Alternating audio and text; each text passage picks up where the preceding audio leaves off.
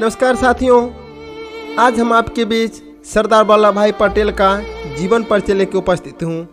आज का जीवन परिचय बहुत ही रोचक और दिल को छूने वाली है।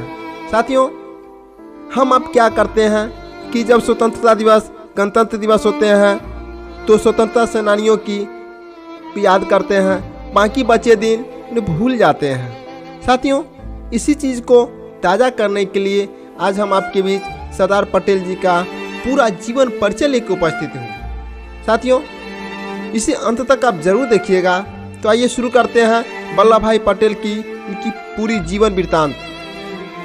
सरदार वल्लभ भाई पटेल का जन्म नडियाड, गुजरात में एक लेवा पटेल जाति में हुआ था। सरदार वल्लभ भाई पटेल की जयंती 31 अक्टूबर को होती है। उनका जन्म 31 अक्टूबर 1875 को गुजरात के नडियाड में हुआ था। सरदार पटेल को लौह पुरुष के नाम से भी जाना जाता है। वो भारतीय राष्ट्रीय कांग्रेस के वरिष्ठ नेता थे और देश की आज़ादी के संग्राम में अहम भूमिका निभाई थी। उनके पिता का नाम झवेर भाई पटेल, उनके माता का नाम लारवा देवी थी। वे चौथी संतान थे। सोमा भाई, नरसी भाई और विट्ठल भाई उनके बड़ा भाई थे। उनकी शिक्षा मुक्ता 100 अध्याय से ही हुई। लंदन जाकर उन्होंने बैरिस्टर की पढ़ाई की और वापस आकर अहमदाबाद में वकालत करने लगे। महात्मा गांधी के विचारों से प्रेरित होकर उन्होंने भारत के स्वतंत्रता आंदोलन में भाग लिया। स्वतंत्रता आंदोलन में सरदार पटेल का सबसे पहला और बड़ा योगदान 1918 में खेरा संघर्ष में हुआ। गुजरात का खेरा खंड उन दिनों भयंकर सूखे की चपेट में था। किसानों ने अंग्रेज सरकार से भारी कर में छूट की मांग की। जब यह स्वीकार नहीं किया गया तो सरदार पटेल, गांधी जी एवं अन्य लोगों ने किसानों का नेतृत्व किया, उन्हें कर न देने के लिए प्रेरित किया। अंत में सरकार झुकी। उस वर्ष करों में राहत दी गई। यह सरदार पटेल की पहली सफलता थी। मेरे साथियों, हमारे पटेल जी बारदौली सत्याग्रह में किस प्रकार उन्होंने संघर्ष किए हैं कि पूरी जीवनी को देखते हैं। बारदौली सत्याग्रह भारतीय स्वाधीनता संग्राम के दौरान वर्ष 1928 में गुजरात में हुआ था। एक प्रमुख किसान आंदोलन था जिसका नेतृत्व वल्लभ भाई पटेल ने किया था। उस समय प्रांतीय सरकार ने किसानों के लगान में 30% तक वृद्धि कर दी थी। पटेल जी ने इस लगान वृद्धि का जमकर विरोध किया। सरकार ने इस सत्याग्रह आंदोलन को कुचलने के लिए कठोर कदम उठाए, पर अंततः विवश होकर उसे किसानों की मांगों को मानना पड़ा। एक न्यायिक अधिकारी ब्लूमफील्ड और एक राजस्व अधिकारी मैक्सवेल ने संपूर्ण मामलों की जांच कर 22% लगान वृद्धि को गलत ठहराते हुए इसे घटाकर 6.03% कर दिया। इस सत्याग्रह आंदोलन के सफल होने के बाद वहां की महिलाओं ने सरदार वल्लभ भाई पटेल को सरदार की उपाधि प्रदान की।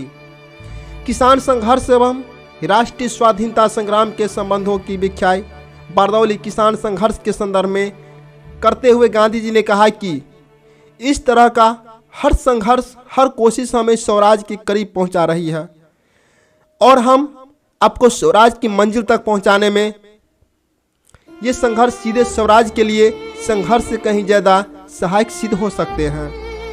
हमारे पटेल जी ने आज़ादी के बाद किस तरह संघर्ष किए हैं सो देखिए। यद्यपि अधिकांश प्रांतीय कांग्रेस समितियां पटेल जी के पक्ष में थी, गांधी जी की इच्छा का आदर करते हुए पटेल जी ने प्रधानमंत्री पद की दौड़ से अपने को दूर रखा और इसके लिए नेहरू का समर्थन किया। उन्होंने उप प्रधानमंत्री एवं गृह मंत्री का कार्य सौंपा गया, किंतु इसके बाद भी नेहरू और पटेल का संबंध तनावपूर्ण ही रहे। इसके चलते अवसरों पर दोनों ने ही अपने पद का त्याग करने की धमकी दे दी थी।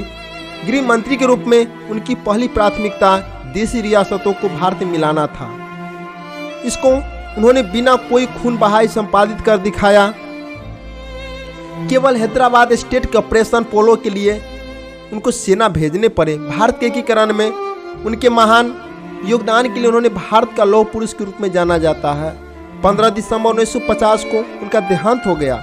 इसके बाद नेहरू का कांग्रेस के अंदर बहुत कम विरोध शेष रहा। देशी राज्यों का एकीकरण।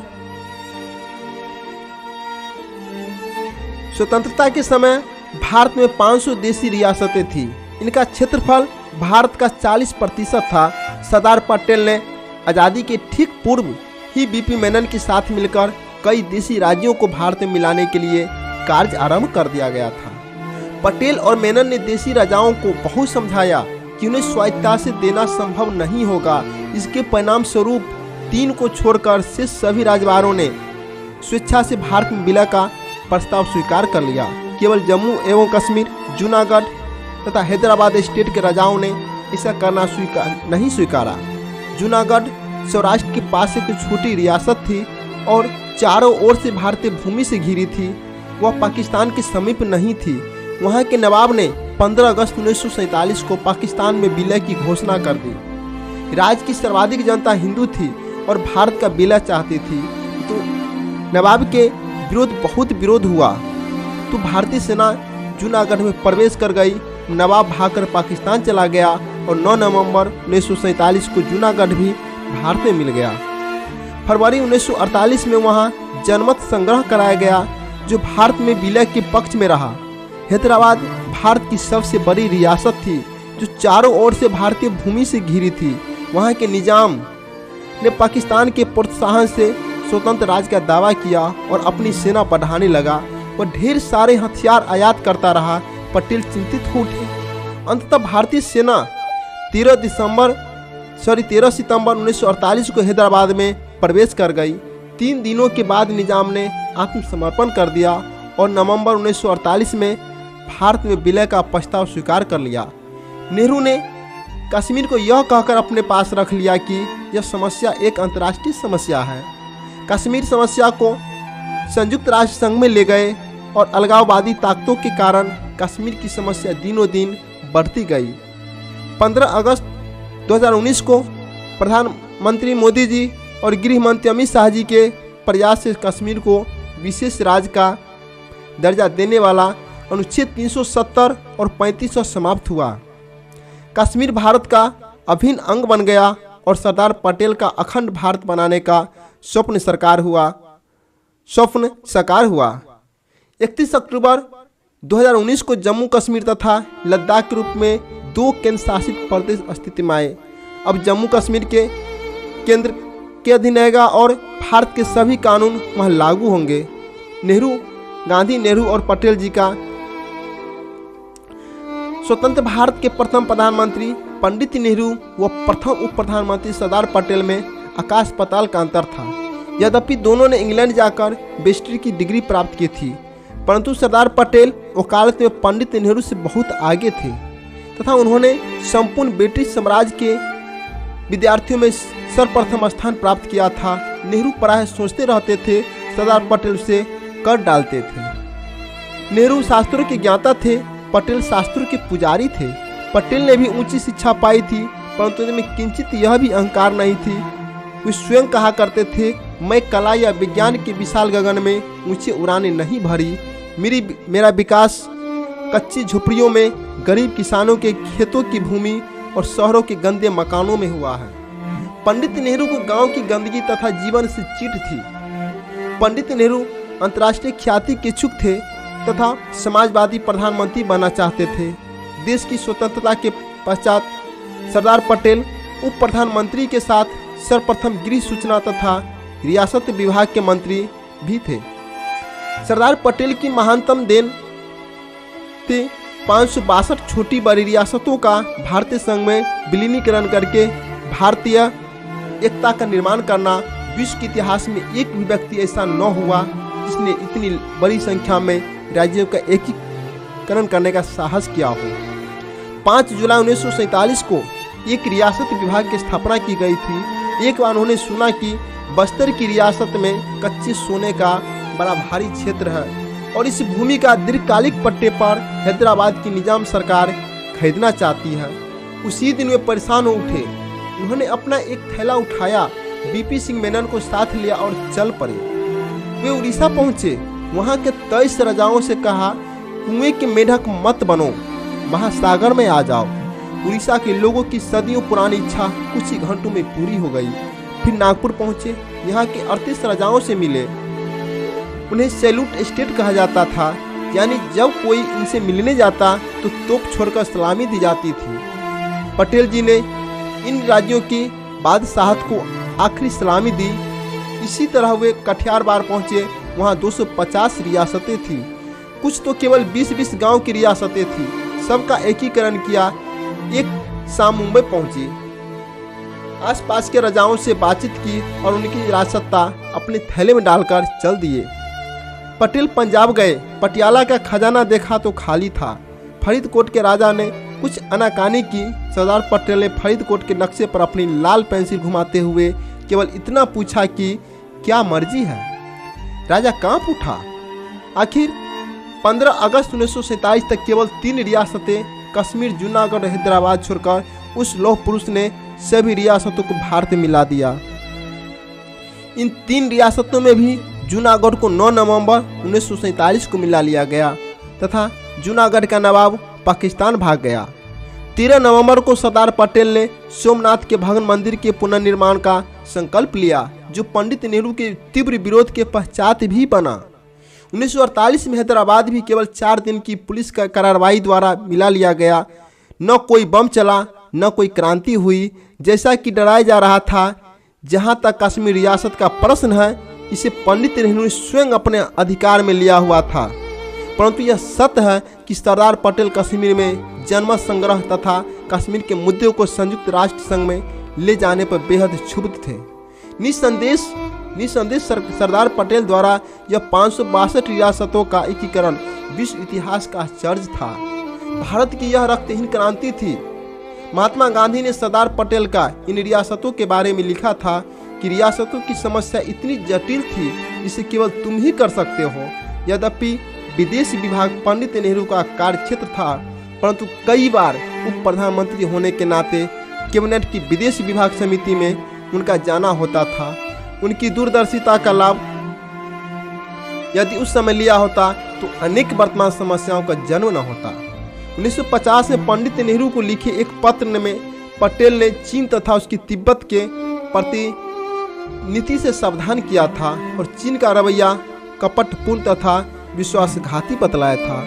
अपने पत्र में चीन को अपना दुश्मन, उसके व्यवहार को अभद्रतापूर्ण और चीन के पत्रों की भाषा को किसी दोस्त की नहीं भावी शत्रु की भाषा कहा था। उन्होंने यह भी लिखा था कि तिब्बत पर चीन का कब्जा नई समस्याओं का जन्म देगा। 1950 में नेपाल के संदर्भ में लिखे पत्रों से भी पंडित नेहरू सहमत न थे। 1950 में ही गोवा के स्वतंत्रता के संबंध में चली 2 घंटे कैबिनेट बैठक में लंबी वार्ता सुनने के पश्चात सरदार पटेल ने केवल इतना कहा था, क्या हम गोवा जाएंगे? केवल 2 घंटे की बात है। नेहरू इससे बड़ा नाराज हुए थे। यदि पटेल की बात मान गई होती तो 1961 तक गोवा की स्वतंत्रता की प्रतीक्षा न करनी पड़ती। गृह मंत्री के रूप में वे पहले व्यक्ति थे जिन्होंने भारतीय नागरिक सेवाओं का भारतीयकरण कर उन्हें भारतीय प्रशासनिक सेवाएं IAS बनाया। अंग्रेजों की सेवा करने वालों में विश्वास भरकर उन्हें राजभक्ति से देशभक्ति की ओर मोड़ा। यदि सरदार पटेल कुछ वर्ष जीवित रहते तो संभवतः नौकरशाही का पूर्ण कायाकल्प हो जाता। सरदार पटेल जहां पाकिस्तान की छद्म व चालाकी पूर्ण चालों से सतर्क थे, वही देश की विघटनकारी तत्वों से भी सावधान करते थे। विशेषकर वे भारत में मुस्लिम लीग तथा कम्युनिस्टों की विभेदकारी तथा रूस के प्रति अपनी भक्ति से सजग थे। अनेक विद्वानों का कथन है कि सरदार पटेल जी बिस्मार्क की तरह थे, लेकिन लंदन के टाइम्स ने लिखा था, बिस्मार्क की सफलताएं पटेल के सामने महत्वहीन रह जाती है। यदि पटेल के कहने पर चलते तो कश्मीर, चीन, तिब्बत व नेपाल के हालात आज जैसे न होते। पटेल सही मायने में मनु के शासन की कल्पना थे। उन्हें कौटिल्य की कूटनीतिकता तथा महाराज शिवाजी की दूरदर्शिता थी। वे केवल सरदार ही नहीं बल्कि भारतीयों के हृदय के सरदार थे। लेखन एवं कार्य प्रकाशित पुस्तक के निरंतर संघर्षपूर्ण जीवन जीने वाले सरदार पटेल को स्वतंत्र रूप से पुस्तक रचना का अवकाश नहीं मिला, परंतु उनके लिखे पत्र टिप्पणियों उनके द्वारा दिए गए व्याख्यानों के रूप में बृहद साहित्य उपलब्ध है। जिनका संकलन विविध रूपाकारों में प्रकाशित होते जा रहे हैं। इनके सर्वाधिक महत्वपूर्ण तो सरदार पटेल के वे पत्र हैं जो स्वतंत्रता संग्राम के संदर्भ में दस्तावेज का महत्व रखते हैं। 1945 से 1950 ईस्वी तक की समय अवधि इन पत्रों का सर्वप्रथम दुर्गादास के संपादन में नवजीवन प्रकाशन मंदिर से 10 खंडों पर प्रकाशन हुआ। इस बृहद संकलन से चुने पत्र व्यवहारों का वी शंकर संपादन में 2 खंडों में प्रकाशन हुआ था, जिनका हिंदी अनुवाद भी प्रकाशित किया गया। इस संकलन में केवल सरदार पटेल के पत्र न होकर उन संदर्भों में उन्हें लिखे गए अन्य व्यक्तियों के महत्वपूर्ण पत्र भी संकलित हैं। विभिन्न विषयों पर केंद्रित उनकी विविध रूप में लिखित साहित्य को संकलित कर अनेक पुस्तकें भी तैयार की गई है। स्टैच्यू ऑफ यूनिटी, इसकी ऊंचाई 240 मीटर है, जिसमें 58 मीटर का आधार है। मूर्ति की ऊंचाई 182 मीटर है, जो स्टैच्यू ऑफ लिबर्टी से लगभग दुगनी ऊंची है। 31 अक्टूबर 2013 को सरदार वल्लभ भाई पटेल की 137वीं जयंती के मौके पर गुजरात के तत्कालीन मुख्यमंत्री नरेंद्र मोदी जी ने गुजरात के नर्मदा जिले में सरदार वल्लभ भाई पटेल के एक नए स्मारक का शिलान्यास किया। यहाँ लौह से निर्मित सरदार वल्लभ भाई पटेल की एक विशाल प्रतिमा लगाने का निश्चय किया गया। अंततः इस स्मारक का नाम एकता की मूर्ति स्टैच्यू ऑफ यूनिटी रखा गया। प्रस्तावित प्रतिमा को एक छोटे चट्टानी द्वीप साधु बेट पर स्थापित किया गया है, जो केवड़िया में सरदार सरोवर बांध के सामने नर्मदा नदी के बीच स्थित है। 2018 में तैयार इस प्रतिमा को प्रधानमंत्री मोदी जी ने 31 अक्टूबर 2018 को राष्ट्र को समर्पित किया। यह प्रतिमा 5 वर्षों में लगभग 300 करोड़ रुपये की लागत से तैयार हुई है। साथियों, अब बताइएगा कमेंट बॉक्स में कि पटेल जी का जीवनी कैसा लगा। क्या वे लौह पुरुष के रूप में नहीं कहे जा सकते हैं? इसके बारे में आप कमेंट जरूर कीजिएगा। थैंक यू, धन्यवाद।